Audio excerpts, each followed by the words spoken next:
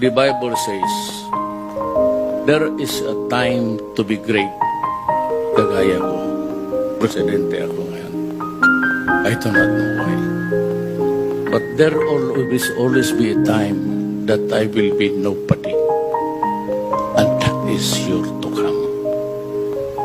And maybe to die thereafter. There is always a time for plenty. But there is always a time for want. There is always time to be merry, happy, and a time to be sad. A time to be healthy, strong, kung bata ka pa. But sure as the sun will rise in the east, we will get old and get weak and sick. There's a time to feast, but it's time to want.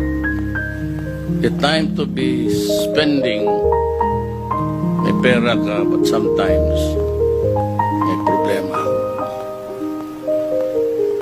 And a time for war, and a time for peace. And a time to be born,